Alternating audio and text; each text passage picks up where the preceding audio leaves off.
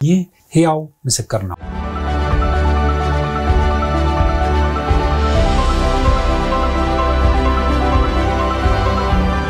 ተመልካቾቻችን ከረፍት መልሰናል። እየተከታተላችሁ የምትገኙት ሕያው ምስክር ሳምንታዊ ቴሌቪዥን ዝግጅታችን ነው። ዝግጅታችን በተስፋ ብሮድካስቲንግ ኔትወርክ ወይም በተስፋ ቴሌቪዥን በአየር ላይ የምትከታተሉ እንደዚሁም በሲኤምኤን ቴሌቪዥን የዩቲዩብ አድራሻችን የምትከታተሉ ኢትዮጵያና ኤርትራውያን እንግዲህ ዛሬ ደግሞ ያቀረብኩላችሁ ወንጌላዊ ሁሴን መሐመድ ነው። ወንጌላዊ ሁሴን መሐመድ ደስ የሚል ታሪኩን ወይም ደግሞ ያሳለፈውን የልጅነት ጊዜውን ከየት እንደመጣ እንዴት እንዳደገ እየነገረን ነው ያቋረጥኩትና የልጅነት ጊዜን ከባድ እንደነበር ነው የነገርከንና እንግዲህ እስቲ ተከተለልን። ያው በልጅነት ታላቅ እህት እንዳትሞት አንተ በፈረስ ፈርስ እንደታጠብክ የነገርከን ነበር ያቋረጥኩ እና በአስተዳደጌ ውስጥ ታናናሽ እህቶቼ ሳይቀሩ ትምህርት ቤት ሲገቡ እኔ የአካዳሚውን የቀለም ትምህርት እንድማር አልተፈቀደልኝም ነበር። ቁርአን ብቻ እንድቀራ ነበር የተፈረደብኝ። አባቴም የቀለም ትምህርት አይደለም የተማረው፣ ግን እንደ ልቡ በአረብኛ ይጽፋል፣ በአረብኛ ያነባል፣ በአረብኛ ቋንቋ ይግባባል፣ በአረብኛ ያለው ዕውቀቱ ከፍ ያለ ነው። አንተ አረብኛ መጻፍና ማንበብ ትችላለህ ማለት? ሁለት አይነት አረብኛ አለ። ለምሳሌ ጋዜጣ የሚጻፍበትና የቁርአኑ አረብኛ ይለያያል። የቁርአኑ አረብኛ የሚጻፍበትና የቁርአኑ አረብኛ አናባቢዎች አሉት፣ ነጥብ ተቀምጦ የሚነበቡለት። ያንን ቁርአንን ባነበብኩበት በዛ በተማርኩበት መንገድ በዛ መንገድ አነበዋለሁ፣ በዛ መንገድ እጽፋለሁ። እንትን ካልሆነ በስተቀር ምንድነው አንዳንድ ሰው ከንባብ የራቀ ሰው ወደ ንባብ ሲመጣ የራሱ የሚያሳየው ድካም አለ አይደለ? ያ ክፍተት ካልታየብኝ በስተቀር ማለት ነው። እና ይሄኛው ዘመናዊው ደግሞ አረብኛውን ደግሞ አልተማርኩኝም። ይለያያል ማለት ነው። አዎ እሱ ነው። ቁርአን ነው ምቀራው። ዘመናዊ ትምህርት ቤት ከነጭራሹ ማላስገቡ። ዘመናዊ ትምህርት ቤት የገባውበት መንገድ ራሱ የሚገርም ነው። በኋላ ነው የገባው እሱንም በቅሪ ላይ ጀመርና ደርግ መሰረተ ትምህርት ያዋቂዎች ግዴታ አልነበረም? አዎ አስተውሰን። እና ያን ጊዜ ልጅ ነኝ እኮና ታናሽ እህቴ ሁለተኛ ክፍል ነች፣ በአንድ አመት መበልጣት። እኔ ማንበብ መጻፍ አልችልም፣ እሷ ሁለተኛ ክፍል ሆና። ከዛ ሄድኩና ሊቀመንበሩ ጋር ሄጄ አባቴን ከሰስኩኝ። የቀለም ትምህርት ስለከለከለኝ ከአዋቂዎች ጋር እንድማር አባቴን አሳመኑልኝ ብዬ ማለት ነው። የቃል ክስ ማለት ነው። ሄዱና አባቴን እናስሮታለን ይሄ ህፃን ማይማር ከሆነ አሏቸው። እና ያኔ በሳምንት 3 ቀን ነው፣ ሰኞ፣ ማክሰኞ፣ ሮብ ነው። ከቀኑ 8 ሰዓት እስከ 10 ሰዓት ነው ትምህርት የሚሰጠው። በአንድ ወር ውስጥ ማንበብም መጻፍም ቻልኩኝ። ያ እንትን አዋቂዎችን ከናቶችና ከአባቶች ጋር ነው ከትላልቅ ሰዎች ጋር ነው ቁጭ ብዬ የምማረው። እና በአንድ ወር ውስጥ በግል ደግሞ ይረዳኝ ነበር። ያ የሚያስተምረው አስተማሪ ያውቀኝም ስለነበረ ያዝንልኝም ነበር። ልክ በደል እንደተፈጸመብኝ እኔ ያለመማር ያዝንልኝ ይራራልኝም ስለነበር በአንድ ወር ማንበብ መጻፍ ቻልኩ። እንደውም ያን ጊዜ አባቴ በጣም የተገረመው ማህሙድ የሚባል ወንድሜ የደርግ ወታደር ነው፣ የታላላቆቼም ታላቅ ነው እሱ። እና ደብዳቤ ሲጽፍ ከጎረቤት ነው ሰው ተጠርቶ አባቴ የሚያነብለት። እና እኔ በወሬ እኔ አነበብኩኝ ማለት ነው። እሱ የጻፈውን ደብዳቤ አነበብኩ። ከዛ በመማር እኮ ነው ያነበብኩ፣ ትምህርት አትከልክለኝ አልኩኝ እዛው ላይ ቆሜ። ከዛ ምንድነው የመጠናከሪያ ድህረ ንባብ ቤት የሚባል አለ አይደል? ከዛ በሁለተኛ ወር ደግሞ 4 ወር ነበር የመጠናከሪያ የሚባለው። በሁለተኛ ወር ደግሞ ድህረ የሚባለውን ቅዳሜና እሁድ ብቻ የሚሰጠው ወደዛ አስተላለፉ። ሁለተኛ ወር። ሶስተኛ ወር ላይ ንባብ ቤት በሳምንት 1 ቀን ዘመን ጋዜጣ ይታደልና ዝም ብሎ ማንበብ እና ይሰበሰባል። አሁንም አዋቂዎች አንድ ህፃን አንድ ልጅ የለም፣ እነዛ መካከል ሆኜ ማንበብ ነው። ከዛ ነው ወደ 3ኛ ክፍል ተጽፎልኝ ከ3ኛ ክፍል ደግሞ ትምህርት የጀመርኩት ማለት ነው። ስለዚህ በ3 ወር ውስጥ ነው 3ኛ ክፍል የገባሁት ማለት ነው። በቀጣዩ ዓመት 3 ወር ተምሬ ከዛ ቀጠልኩኝ። ከዛ አሁንም ይሄኛው ፈተናው ቤት ውስጥ ያለው ፈተና በእንጀራ እናት የመሰቃየቱ ፈተና በጣም ለኔ ከባድ ነበረ እና ምርር አለኝ እና አገር ጥዬ ጠፋው። የጠፋሁት የት ነው? ከአርሲ ወደ አምቦ ነው የሄድኩት። አምቦ የእናቴ እህት አለች። አምቦ አንድ ታላቅ እህቴ አለች። ታላቅ እህቴ እናቴ የት ነበር ወይ? እናቴ ቀብሪ ዳህር ነበረች። ሩቅ ነበር።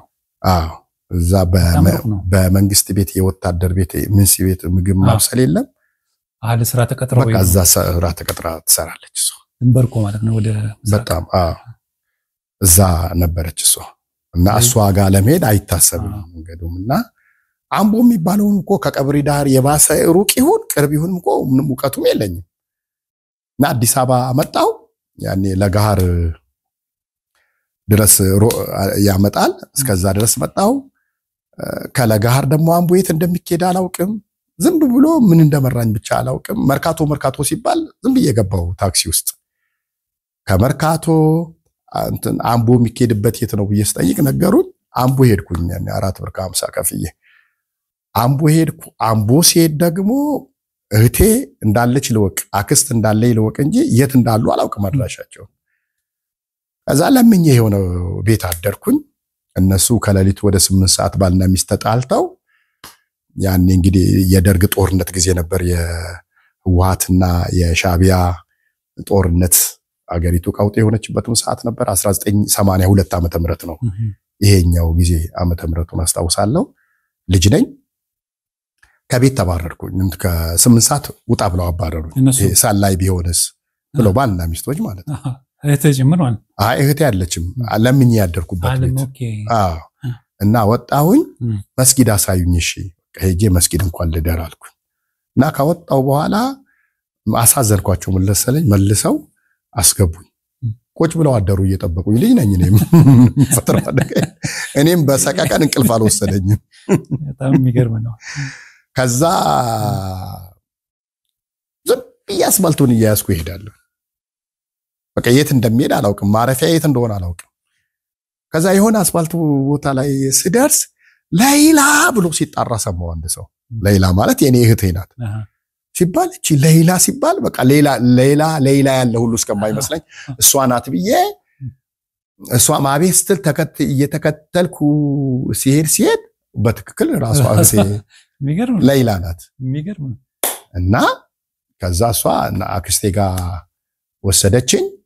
አክስቴ ጋር ተዋወቅኩ። የእናቴ እህት ናት። አክስቴ ደግሞ ሙስሊም አይደለችም፣ ኦርቶዶክስ ናት።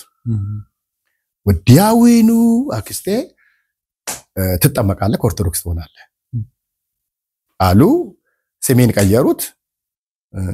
ስምህን እንግዲህ ከተናገርኩ አንዳንድ ሰዎች በዛው ስም እንዳያበሽቆኝ አልናገርም። አባትናገር ይሻላል። ምክንያቱም ስም ሆኖ ይቀራል። እና በተአምር ያው በዚህ ብታርዱኝ ክርስቲያን አልሆንም አልኳቸው። ያ ሁሉ ቅድም ያልኩ ግራውንድ ጥያቄዎች ሁሉ ቢኖሩ አሁን እነሱ ክርስቲያን ሆን ሲሉ ምንም ሳያስተምሩ ሳያሳምኑ ማለት ተጠመቅ ነው። ይሄ ክርስቶስ ያድንሃል፣ ስላሴ ምንም ትምህርት የሚባል እኮ የለም። ተጠመቅ ነው። በዚህ አጋጣሚ እኔ ኦርቶዶክሶች ቢያስተውሉ ሊሰብኩ ይችላሉ፣ ለሙስሊም ወንጌል ሊሰብኩ ይችላሉ። ግን ሰው ትምህርት ነው መስጠት ያለበት፣ ማስተዋወቅ ነው ያለበት። የአሁኑ ወቅት የሚሻል ይመስለኛል። አሁን እንደዚህ የሚያደርጉ አይመስለኝም። ማህበራዊ ሚዲያ ላይ ስናይ ቻሌንጅ ለማድረግ ብዙ ጥረት ያደርጋሉ። ጥያቄ እንዳለ ነው ማለት ነውና ከዛ በተአምር አልኩኝ። እኔ ጋር ትኖር ማለች አክስቴ ካልተጠመቅ። ልጇ ታገሺ ይላታል። ሰለሞን የሚባል ልጅ አላት። 2 ልጅ ነው ያላት። አንዱ ታላቅየው ሰለሞን ነው፣ ግን እሱንም አልሰማችም። እና ባለቤቷም ኃይለኛ ነው። ወጣው። ከዛ እንደገና ተሰደድኩኝ። በምን አልጠመቅም በማለት ብቻ ማለት ነው። አባቴም ፍለጋ አልመጣም። በዛን ጊዜ አልመጣም አባቴም ጠፍቼ ስወጣ ነግሬው ነው። እንዴት እንደምወጣ መቼ እንደምወጣ አልነገርኩትም እንጂ አልኖርም ብየዋለሁ እንዳታስብ አልኖርም እና ምን አሉ ምን ብለው ነበር ተበቋል ወይስ ልጅ ነገር ነው ብለው ዝም ብለው አይ 3 ጊዜ ስጠፋ ተደብድቤያለሁ ታይጄ እና እንደዛም እየተደበደብኩ ነግረው ነበር አንዷ በጣም የምታሰቀኝ የእንጀራ እናት ልወጣ ባልኩበት ጊዜ ከናካቴው ተለያይተው ይሁን ቤተሰብ ልጠይቅ ይሁን ወጣ ነበር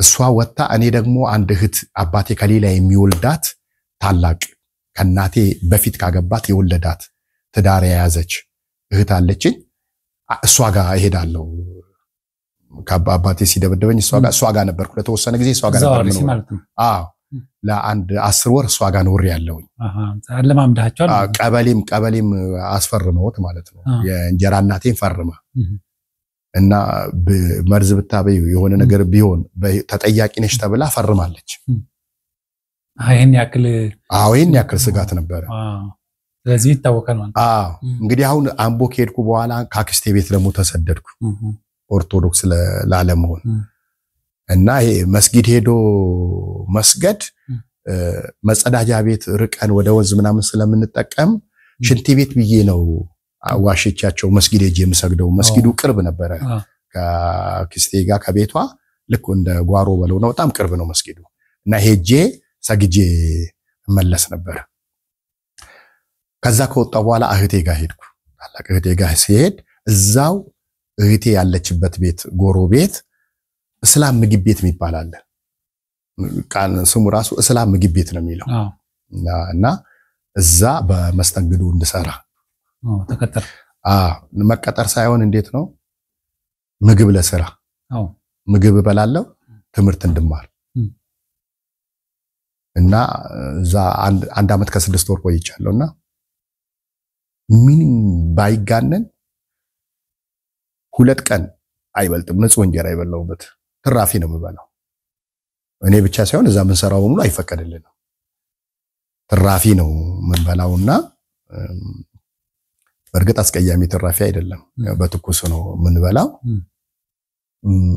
አንድ ሱሪ አንድ ጃኬት በአመት ከ6 ወር ውስጥ የተቀየረልኝ የተገዛልኝ ደሞዝ መሆኑ ነው እንግዲህ ትምህርት ግማሽ ቀን ነው የምማረው እዛ ውስጥ ሆኜ ትዝ ይላል 83 ዓመተ ምህረት ያድግ ሲገባ 83 አለች ጥር 7 የምትባለው የሳዳም ሁሴን የኢራቅ ጥር 7 ዳይኖስ ሞዲ የሚያስተጋባው በዛ ድምጹ ዜና ዓለምነህ ዋሴ ዳይኖስ ሞዲ ነው ይበልጥ ትዝ የሚለኝ አሁን በህይወት የለም የኢራቅ ጦርነት አይደለም የኢራቅ ጦርነት ኢትዮጵያ ዜናው ሲያቀርብ እና ሳዳም ሁሴን ሲፎክር ያ ውጥረት ዓለም የተናወጠበት ውጥረት ለኔ ደግሞ የህይወት ውጥረት ነበር እውነትን የመፈለግ ውጥረት ነበር ጥር 7 ትምህርት ቤት ዓለም እኮ ይጠፋል ምናምን ሁሉ ይባል ዓለም ከጠፋ የት ነው የሚሄደው ከሞትኩ በኋላ ጀነት ነው የምገባው ገሃነም ነው የምገባው የኔ ጥያቄ ነበር ዛ መስጊድ ውስጥ ጥያቄ ነበረኝ ግን በዛ ጭንቀት ሁሉ ውስጥ ጥር 7 አለፈ ምንም አልተፈጠረም ምንም የሆነ ነገር የለም ያው ጦርነቱ ተካሄደ ሳዳም ሁሴንም እንደፎከረው ዓለም አልጠፋችም ግን ስለ ገነትና ስለ ገሃነም ምን ነበር የነበረው ቀስ ስለ ገሃነም ክርስትና ያስተምር እስልምና በሚሰብከው ልክ የፍርሃቱ ድባብ በጣም ከባድ ነው ማነው ገሃነም የሚገባው ማነው ገነት የሚገባው ብላችሁ በእስልምና ውስጥ አላህ ነው የሚያውቀው እንጂ ጀነት ስለመግባት እርግጠኝነት ማንንም ጋር የለም እንደውም አባቴና ለጠይቅ የጠየቁት ልጆኝ የማረሰው ማለት ነው ስንሞት እኛ ጀነት እንገባለን ወይ በየሰጠይቅ እንኳን እኔ እንኳን እኛ ነብዩ መሐመድ እንኳን ይሄን ጥያቄ ሲጠይቁ እኔም ልጄም አላህ ነው የሚያውቀው ነው ያሉት እናውቃለን አላሉም ይሄ አላህ የሚያውቀው ብቻ ነው ይሄ ነው የነበረው እና እዛ ጋር ሲደርስ በጭንቀት ውስጥ ደግሞ አላህ እኔን የሚወደኝና እሱን ለሱም ሰግድለት ከሆነ እሱ የሚያውቀውን ዕውቀት ለምን አልገለጠልኝም ቢያንስ ጀነት እንደምገባ ለምን አላሳውቀኝም ለምን እጨነቃለሁ ለምን ልቤ እርፍ ብሎ በዋስትና ለምን አላመልከው የሚል ጥያቄ አለኝ ዋስትና አልሰጠኝማ አምልከኝ ስገድ ህግ ትእዛዛት እንጂ ዋስትና ግን አልሰጠኝም ዋስትና አልሰጠኝምና ያ በጣም ያስጨንቀኝ ነበር በአይምሮዬ ውስጥ ትልቅ ውጥረት ነበር እንደዛም ሆኜ ደግሞ በድርቅና አከራከራለሁ እንደውም ማረሳው አንድ መርጋ የሚባል ልጅ ትምህርት ቤት አንድ ወንበር ላይ ተቀምጠን የምንማረው ልጅ በዛ በሳዳም ሁሴን ውጥረቱ ጊዜ እስልምና ነው ልክ ብዬ ተከራክሬው አስለምየዋለሁ ልጁ ሼኮቹ ጋር ወስጄ አምኖኝ እንዲሰልም አድርጌዋለሁ ያኔ ማን መጽሐፍ ቅዱስን ያነባል ምንም አያውቅም እሺ ብሎ ሰልሞልኝ በኋላ ነው ወደ ክርስትና ስመጣ ጫንቆኝ መጀመሪያ ከእስልምና እንዲወጣ ያደረኩት የታገልኩት እሱ ነው ምን አለ እስቱ እሺ ብሎ አሁንም አላስቸገረኝም እሺ ነው ኦኬ ግን ወደ ወንጌል አማኞች አይደለም የመለስኩት ወደ ኦርቶዶክስ ነው የመለስኩት አልመጣም ማለት ወደ አንተ ጌታን ካገኘ በኋላ ነው እኔ እኮ በነገራችን ላይ ቸርች አይደለም የወንጌል አማኞች አሁን ባለውበት በማገልግልበት መካነ ኢየሱስ አይደለም የመጣሁት መጀመሪያ ስንሽ በኋላት ነገር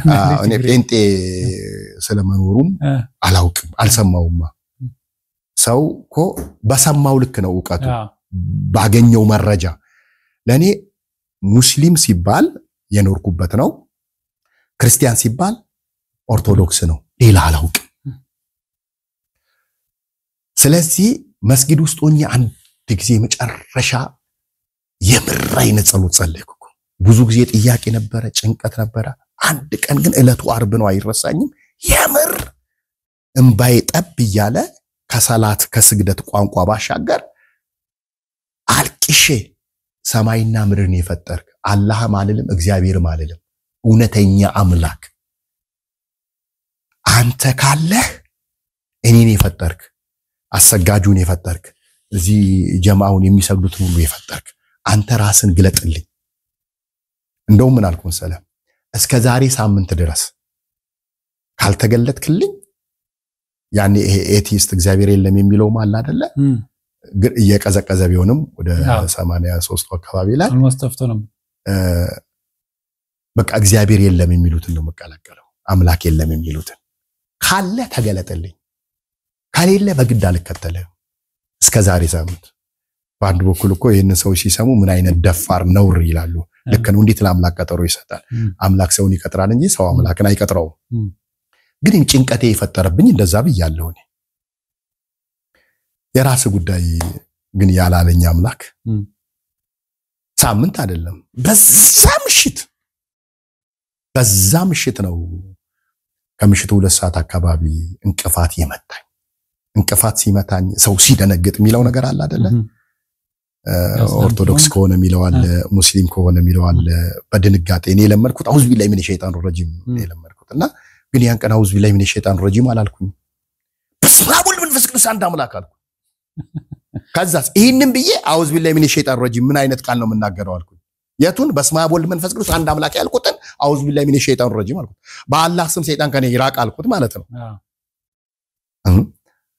በስመ አብ ወልድ መንፈስ ቅዱስ አንድ አምላክ ነው ያልኩት እኮ ለማሾፍ እኮ በያላውቅም በራሴ ያፍ ከዛች ቅስበት እቺን ቃል ከተናገርኩበት ቅስበት ጀምሮ የሚከብድ ነገር ለቀቀኝ የሆነ ውስጤ ደስታ ተሰማ አይምሮ ውስጥ በርግጥ በሁለት ስሜት ቢታገል ምን ማለት ነው እያልኩ እዛ መስጊድ ውስጥ የጠየቅኩት ጥያቄም ጠፋብኝ ግን ሄድኳትና ሰገድኩኝ በግድ ሰገድ ለመጀመሪያ ጊዜ በህይወቴ እስልምና በመስገድ እየሰገደ እንቅልፍ ወሰደው የተባለ ሰው ሰምቼም አይቼም አላውቅም ገና እንደዚህ እንደሰገድኩ ሙስሊሞች ሱጁድ መውረድ ይሉታል እንደሰገድኩ እንቅልፍ ይዞኝ እዛው ቀረው ምን ነካክ ያለኝ ሰው የለም አንዱ የሚገርመኝ እስከ ዛሬ ድረስ እሱ ነው እንዴት አንቀላፋው እንዴት መስገድ አቃተኝ ሳልሰግድ ተመለስኩኝ ከዛ የጠየቅኩት ጥያቄ አይምሮዬ ላይ መጣ በስመ አብ ወልድ መንፈስ ቅዱስ አንድ አምላክ ያቺ ካልተጠመክ ቤት ያትኖርም ያለችው አክስቴ ጋር ሄድኩኝና ራሴ አጥምቂኝ ብዬ ለመንኩኝ አጥምቂኝ ብዬ ለምኜ አምቦ ኪዳነ ማርያም የምትባል ኪዳነ ማርያም በምትጠራ ቤተክርስቲያን ሄጄ ተማርኩ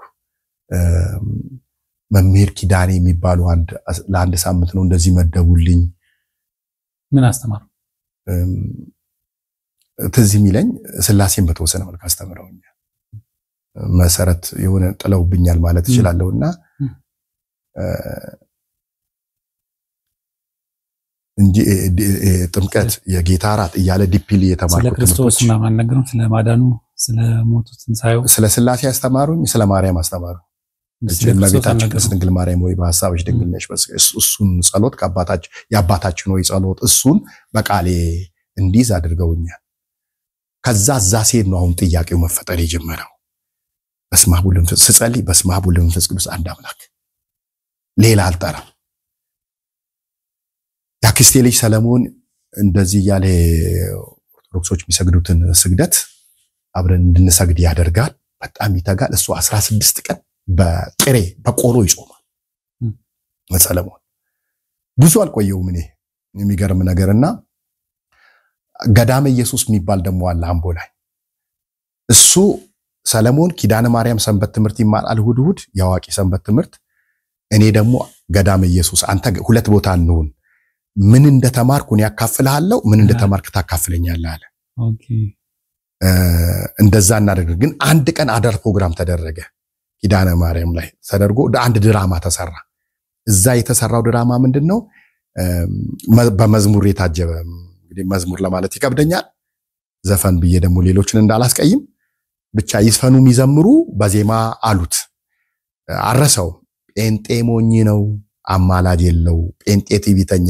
ተዘባብሮተኛ ይላል ስድቡን አወረዱት በዜማና ወረቡ ከበሮ እየተመታ እንዴ ሰለሞንን ጠየቁት እኔ ምልህ አንደኛ ጥያቄ ስድብ ነው እግዚአብሔርን ማምለክ ነው አንድ ሁለተኛ ደግሞ ጴንጤ ማን ነው ጴንጤ ምንድነው እና አይ ማርያም አታማልድም ኢየሱስ ጌታ ነው የሚሉ ናቸው ጴንጤዎች አለ መንግስት ሰማያት ይገባሉ አይገቡም አልኩት ይኸውልህ ከእስላም በስተቀር በዚህ ምድር ላይ መንግስት ሰማያት የማይገባ ማንም የለም ማለት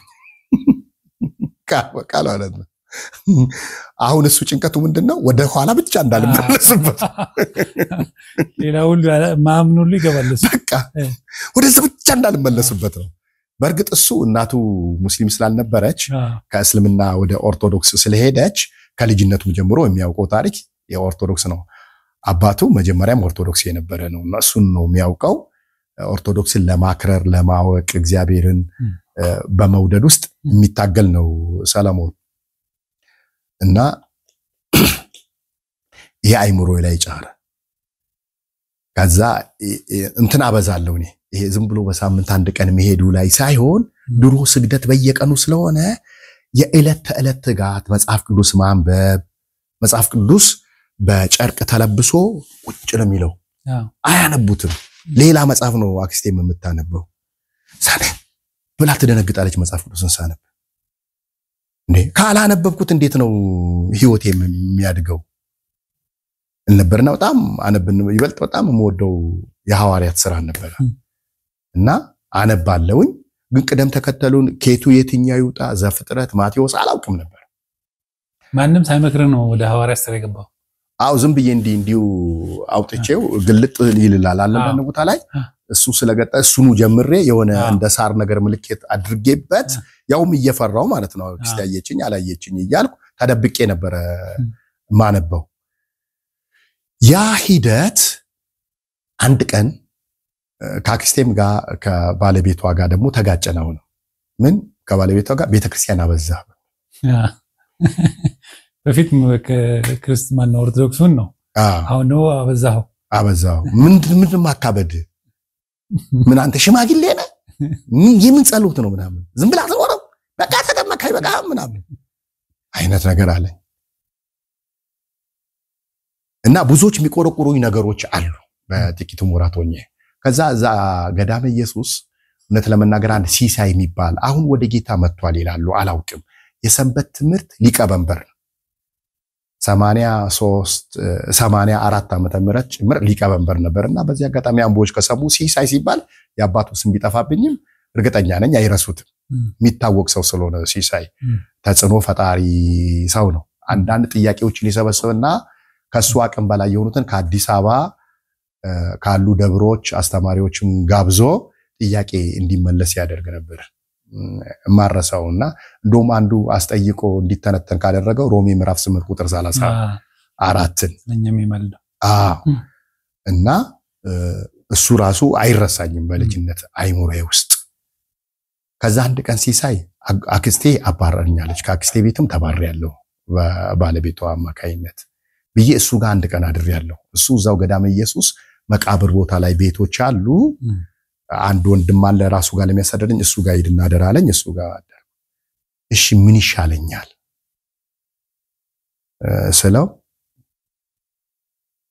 አምቦ 03